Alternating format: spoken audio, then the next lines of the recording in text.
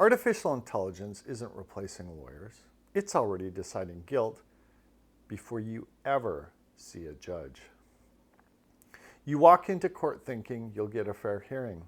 Instead, a risk score has already sized you up. Bail, sentencing, even your chance to appeal. Quietly steered by a model you'll never read, built on data you never agreed to share, coded by people you'll never meet. Here's the part they sell as progress. Courts and agencies are adopting algorithms that claim to predict recidivism, assign risk, streamline dockets, and speed up justice. The promise is efficiency, but when freedom is on the line, efficiency isn't justice. Accountability is. And here's the betrayal. You'll never know how the machine decided. No cross-examination, no source code, no explanation. A secret math problem becomes your sentence. Where AI is creeping in. Risk scoring for bail and sentencing. Tools that claim to predict reoffending already influence bail amounts and sentence length. Judges get a number framed as neutral data. It's not neutral. It's a recommendation dressed as inevitability. Smart courts and AI judges. Some systems now generate suggested rulings for routine cases, and overworked judges rubber stamp the output. In small claims pilots, you may never speak to a human unless you appeal. Administrative justice, parole boards, benefits appeals, immigration screens, all ripe for automation because backlogs are huge. That's exactly where transparency should be stronger, not weaker. Pattern recognition can be useful in policing. Profiling can triage leads, flag patterns, and help allocate resources. That's efficiency. But in sentencing, efficiency without transparency destroys due process. When a model sits between a person and their freedom, the model must be explainable, contestable, and accountable, or it has no business being there. The data problem no one wants to admit. Garbage in, guilt out. Models are trained on historical records, arrests, convictions, parole violations. If past policing or prosecutions were biased, the model learns bias as truth. Opaque features. You don't know which variables weighed most: zip code, prior arrest, employment, social ties. Without disclosure, you can't challenge errors. Feedback loops. If a neighborhood gets labeled high risk, it gets more patrols, which yields more arrests, which proves the model right. That's not objectivity. That's automation of a bias loop. In engineering, you validate models with clear tests and failure modes. In justice, we get no test suite the public can see, no standard for acceptable error, no way to audit false positive versus false negatives. We're told the model is accurate. Show us the validation, the metrics, the trade-offs. If you can't, it doesn't belong in court. The explainability mirage. Post hoc stories. Some tools slap on explanations after the fact, pretty charts that don't actually expose the real internals. This is theater, not accountability. Trade secret shield. Vendors hide code behind intellectual property. Courts accept the secrecy. Defendants are left to guess how they were scored.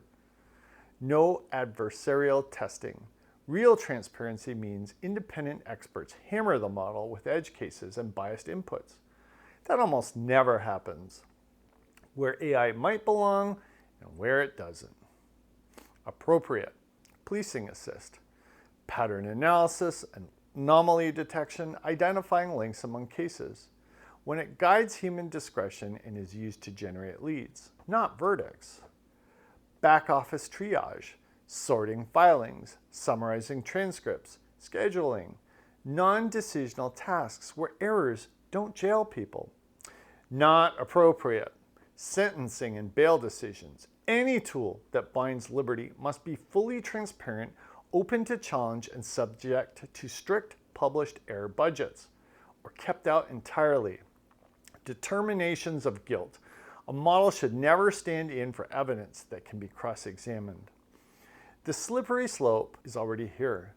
Policy Trojan horse. Pilots start with non-binding suggestions, then overworked courts treat them as binding. Normalization. The more cases a system processes, the more judges defer to it, and the harder it becomes to challenge its authority. Human discretion evaporates. When a recommendation comes labeled 98% accurate, who says no? The human becomes a rubber stamp, not a judge. A human in the loop only matters if a human can disagree without penalty, has time to review, and has ground truth to compare against. Otherwise, human in the loop is just a sticker on an autopilot. What real safeguards would look like? If courts insist on algorithmic help, here's a minimum baseline. Public model cards, published training data sources, feature lists, known biases, error rates, and the exact objective optimized. Accuracy, false positive cost, false negative cost, defense access, and adversarial training and testing. Defense teams must access code or at a minimum a secure sandbox with the ability to test inputs, outputs, and stress the model for bias. Right to a human explanation. Any decision influenced by a model must come with a plain language explanation of which factors dominate and how weightings affected the outcome. No explanation, no model. Appeal path and logging. Log every model call. If an output is later shown biased or wrong, defendants get a fast-track appeal and a clean remedy. Strict scope limits. Allowed. Back office triage. Policing assist. Forbidden. Without full transparency and appeal.